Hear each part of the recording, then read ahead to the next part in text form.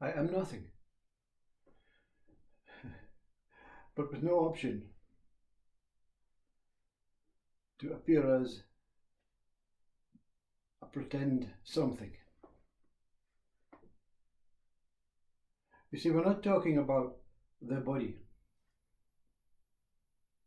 The body is a combination of nothings, a combination of intricate subtleties of consciousness. So why do you say I am nothing, Mr. Speaker? Because that which says I am something has created its own somethingness. Now this is not the result of I creating my somethingness. This is created through magic, mysticism, same as the planets. Poof, appear. The somethingness is just a mind that categorizes that subtle qualities of consciousness. Categorizes through what it has adopted, people who are living now, a language, a culture, and a way of identifying each object through a name,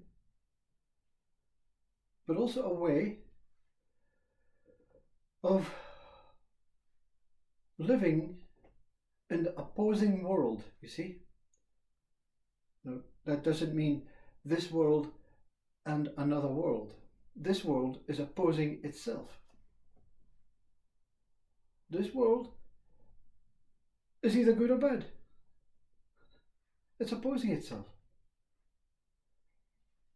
It's either form or formlessness. It's opposing itself.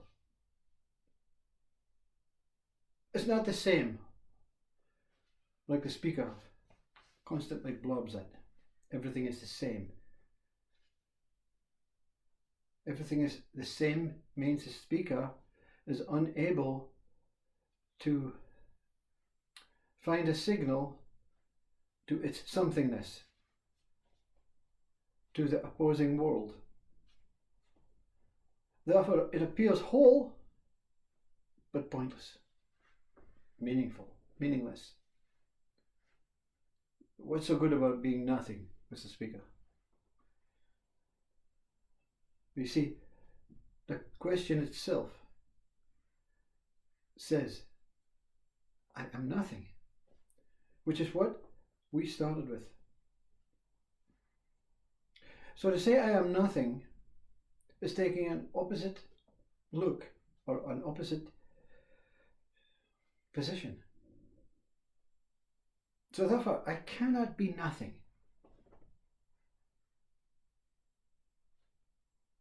And also, as nothing is a stable place, as there are different qualities of nothing, then I cannot be something, because this something is changing. It's not the same one that is in the photograph of when it was 11 years old. Definitely not the same something. Changed appearance. So I cannot be something. I cannot be this identifiable 100%, that's you. Because time, a quality created by a human mind, Says, you're the same one, but you're changing. You're not nothing. You're not something. You could be nothing when you don't change at night, when you deep sleep. There's no change. There's no visible change. There's no notification of changes. There's no understanding change. There's just the same. And you could be something. It's changing. You're not the permanent. You're not the same one every day. You're not using the same action every day. Your hair colour is not the same every day. So you cannot be that fixed something. So we accept the change. So what is change? What can change be? The lazy intellectual mind says time. Can it be? We created it out of nothing and something. Change has to be separate from nothing and something. It cannot be the same. It cannot be identified, change, as a 100% perfect clock ticking away all over the world, because there's different time, free zones, whatever. I'm sleeping at night. In Australia, they're awake digging the garden.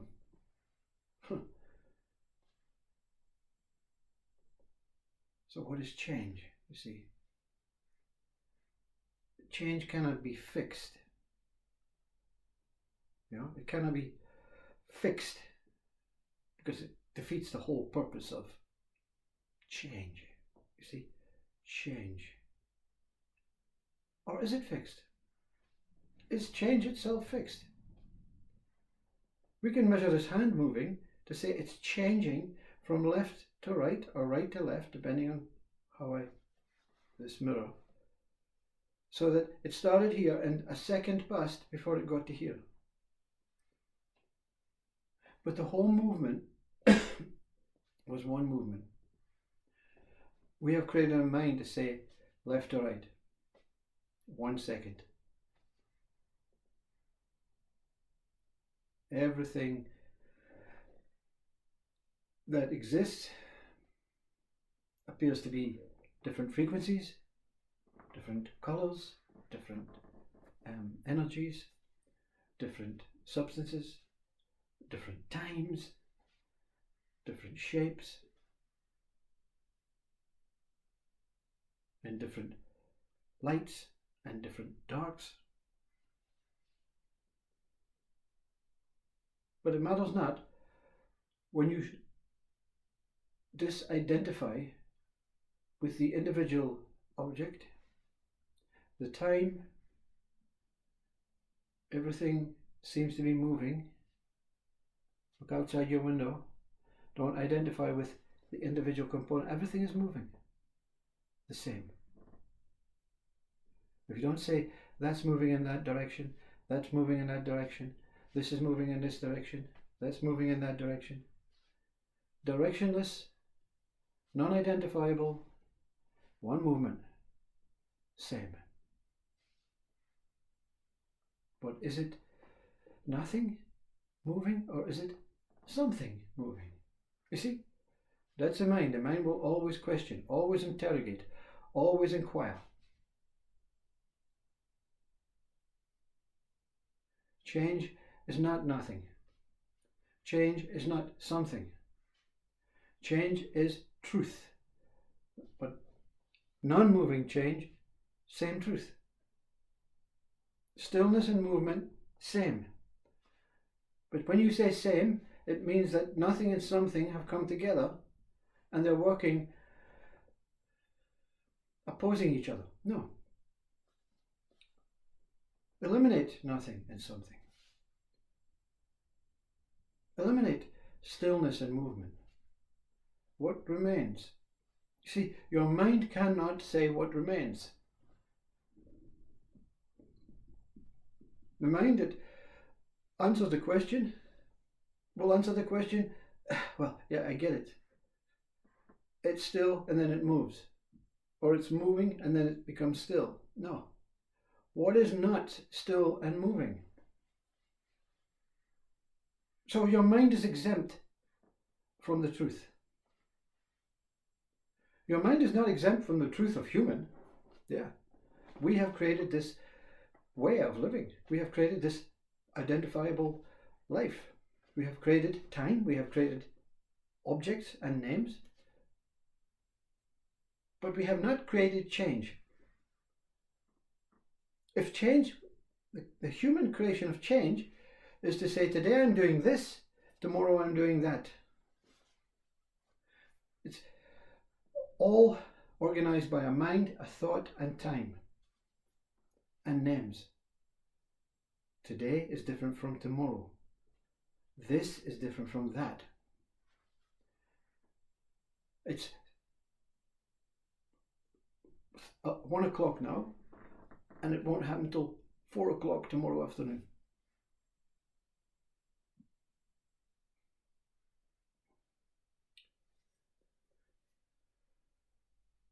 The speaker's not trying to mess up your mind. Mine's already messed up, you see. You know, Jesus said so many things that are not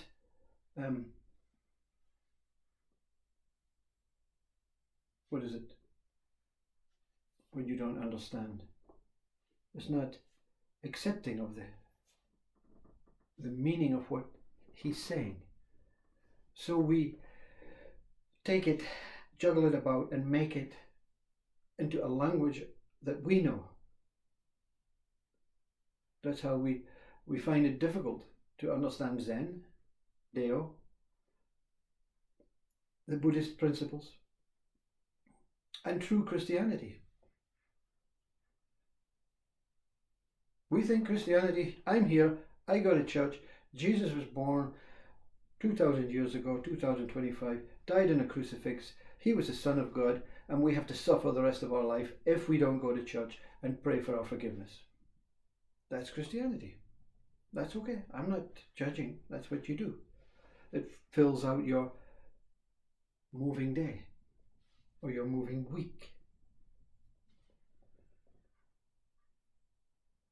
Christ said, find that is within you,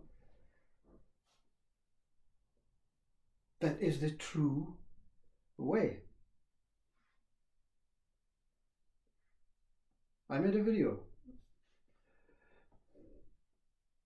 an audio, about two paths going that way. And both paths said, God is this way. And the other path said, God is this way. And the man stands and goes, who's playing a joke? Which path do I take? Even the words made the man think, stop. Otherwise he would have just spontaneously went on either path. Now I have to really inquire which path is the best. So he watches all the people pass by, and some go that way, some go that way. They don't even take notice of the sign. He stops one and they say, why are you not looking? What's the best path to God?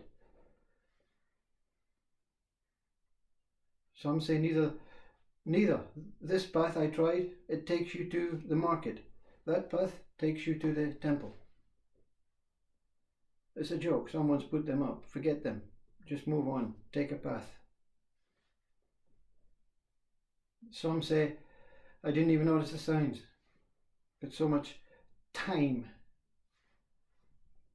to just look at my feet when I walk.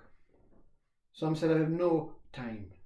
I have to scurry along. I haven't time to deliberate. I have food to get from the market. Sometimes I take the wrong path to the temple and I have to come back and go to the market. It's annoying, you know. Two paths, you know. But he wants to find God.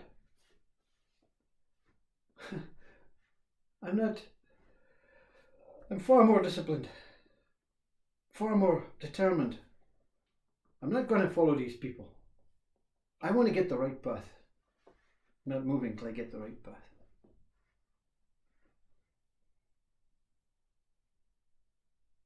And of course, these paths are in the forest.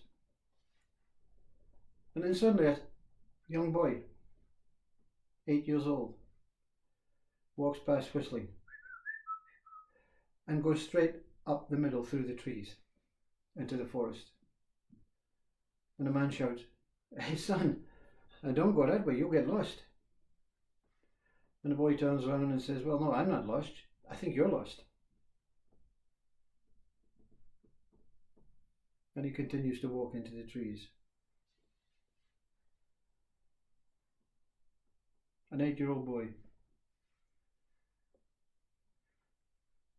He follows the boy and finds Jesus in the forest, 40 days, 40 nights. The boy was Jesus. No opposing world. No this and that. No me and you. No pain and pleasure. No left and right. No up and down.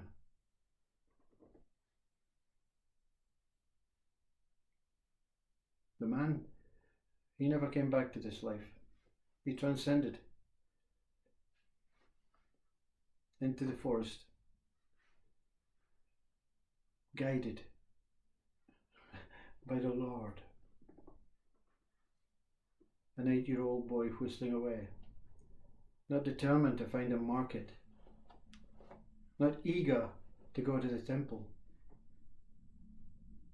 just loyal to his body and his soul and his spirit and his mind, which fortunately was not developed into which way, you know.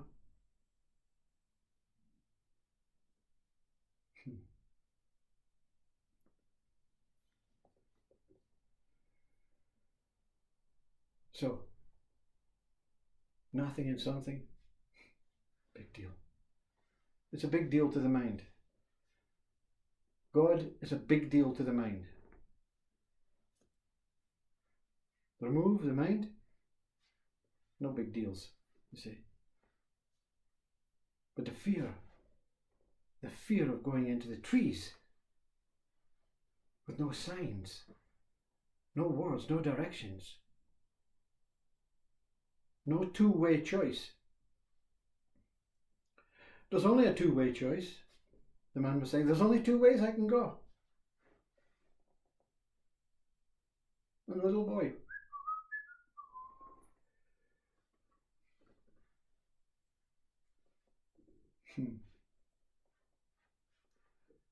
well, that was a waste of time. I just overlaid another video, but this time you get to see me. That nothing, something,